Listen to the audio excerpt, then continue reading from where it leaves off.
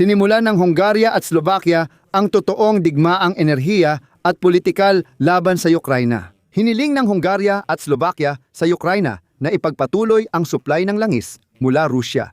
At sinabi nilang hindi mahalaga sa kanila na nakikipagdigma ang Rusya laban sa ating bansa.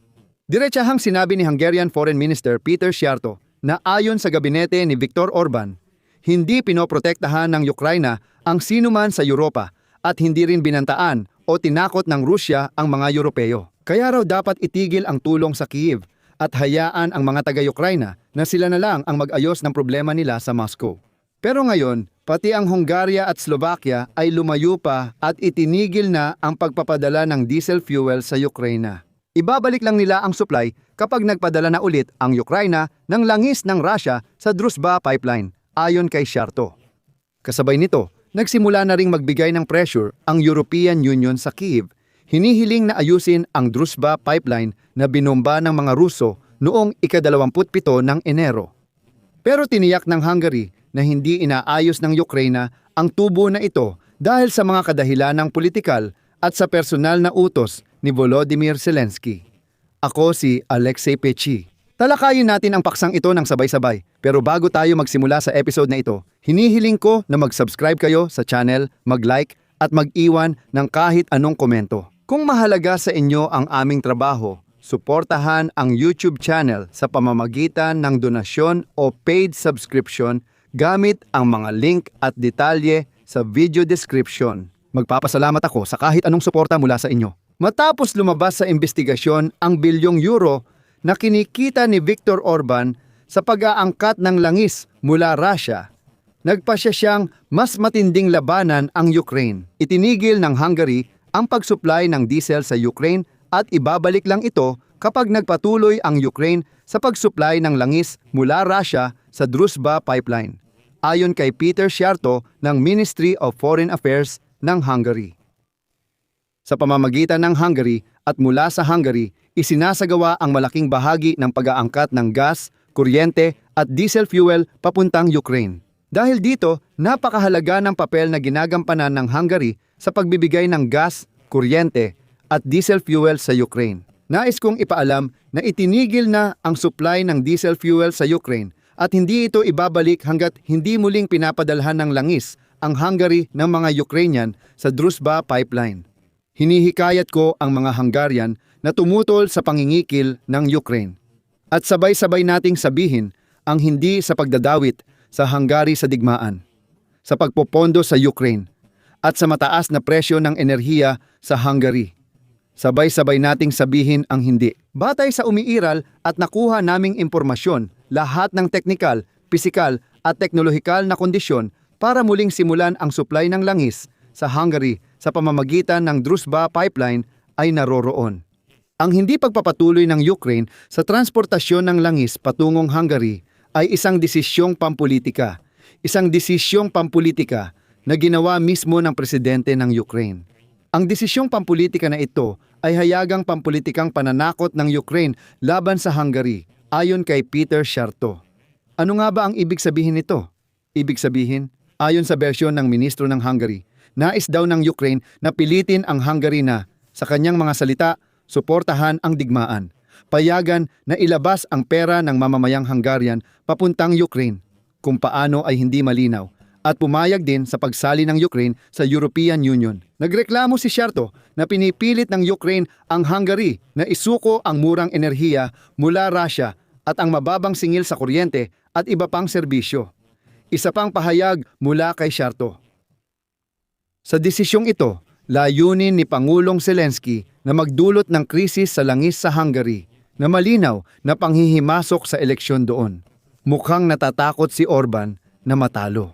Mariin naming tinatanggihan ang panghihimasok na ito ng Ukraine sa kinabukasan ng Hungary dahil tanging ang mamamayang Hungarian lamang ang may karapatang magpasya at ang soberanong desisyon ng mamamayang Hungarian ang siyang magtatakda ng kinabukasan ng Hungary. Paalala ko lang din dito na sina Viktor Orbán at Peter Szijjártó ay laging hayagang nagsilbi sa interes ng Kremlin. Sinabi ni punong ministro ng Slovakia, Robert Fico, na ginagamit ni Vladimir Zelensky ang suporta ng Slovakia para sa pagsali ng Ukraine sa European Union at muli niyang binalaan na titigil ang supply ng kuryente sa Ukraine kahit kritikal na ang kanilang enerhiya dahil sa mga pag-atake ng Russia. At dito agad kong ituturo ang ilang mahahalagang detalye. Noong Enero 27, tinamaan ng mga Ruso ang Druzhba Oil Pipeline. Kaya hinihiling ng Hungary at Slovakia na maayos ito. Hindi talaga sila mabubuhay nang wala ang langis ng Russia.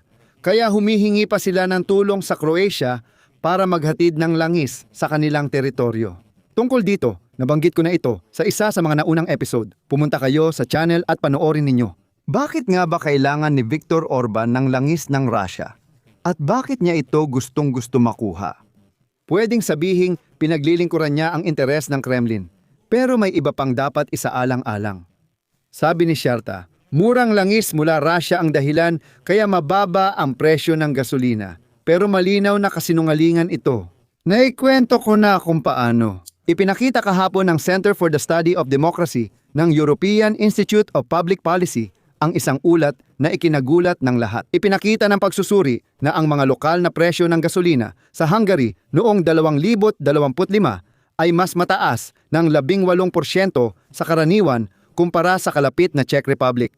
Kahit na patuloy pa ring bumibili ang Budapest ng mas murang langis mula sa Russia, habang ang Prague naman ay bumibili ng mas mahal na hindi Russian na alternatibo. Pinabulaanan ng pag-aaral ang sinabi ni Orban na ang patuloy na pagbili ng langis mula Russia ay nagpapamura ng gasolina para sa mga Hungarian kaysa sa ibang Europeo. Sa totoo lang, ang nangyayari ay bumibili ang Hungary ng talagang murang langis mula sa Russia at ibinibenta ito sa mga Hungarian bilang mamahaling gasolina. Pero tanong, saan napupunta ang diferensya? Ayon sa pag-aaral, karamihan ng natitipid ay napupunta sa Hungarian na higanting kumpanya ng langis, na tumaas ng 30% ang operasyonal na kita mula nang magsimula ang paglusob ng Russia sa Ukraine noong 2022. Ibig sabihin, ang lahat ng sobrang kita ay napupunta sa Hungarian na kumpanyang langis, MOL. Hindi talaga naramdaman ng mga mamimili ang benepisyo ng murang langis mula Russia, kaya lumabas ang totoo. Magbibigay ako ng sipi mula sa ulat ng Sentro ng Pananaliksik sa Demokrasya. Ang pagdepende sa murang langis mula Russia ay hindi naramdaman ng mga mamimili. Sa halip, ang kita mula sa muling pagbebenta ng murang langis ay napupunta sa bulsa ng monopolyo na supplier, na sinasabing nagiging sobrang kita na hindi direktang pinupunduhan ang mga network ng kontrol sa estado na nilikha ni Viktor Orban. Ano ang ibig sabihin nito? Hayaan ninyong ipaliwanag ko. Ang totoo, sinubaybayan ng sentro ang daloy ng pera at napag-alaman na may ilang pondo sa Hungary kung saan inilalagay ng kumpanya ang kanilang kita. Ang mga pondong ito ay nagmamay-ari ng sapat na dami ng shares ng kumpanyang ito at lumalabas, lahat ng pondong ito ay direktang konektado kay Viktor Orban.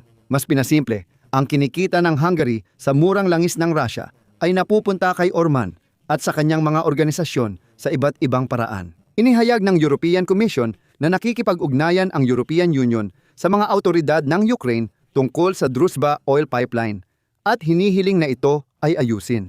CP mula kay Anna Kaisa, tagapagsalita ng European Commission. Nakikipag-ugnayan kami sa Ukraine tungkol sa schedule ng pagkukumpuni ng Druzhba Oil Pipeline at kung kailan ito muling mapapagana. Walang panandali ang panganib sa seguridad ng supply para sa Hungary at Slovakia dahil mayroon silang 90 araw na reserbang inventaryo.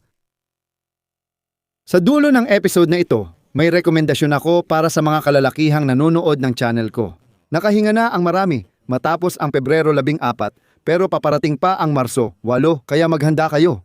Madalas kaming mga lalaki kapag nagbibigay ng regalo o sorpresa sa babae, parang ginagawa namin itong parang business o political goal. Ino-occupy natin ang isip ng goals, budget, logistics, key performance indicator at iba pa. Kaya umaasa tayong magpapakita ng tuwa ang babae.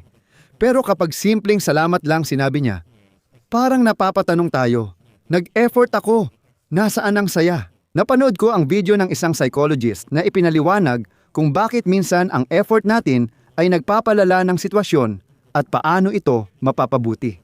Kung ayaw mong magtrabaho ng buong araw tuwing Marso, 8 nang walang magandang resulta, panoorin mo ang paliwanag na ito. Para sa akin, mahalaga na may tunay na epekto ang effort ko at hindi lang magalang na tango.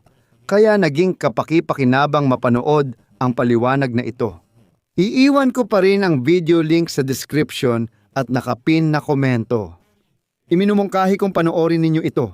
Mga 10 minuto lang. Sabi nila, ligtas ang selebrasyon at interesante rin para sa mga kababaihan.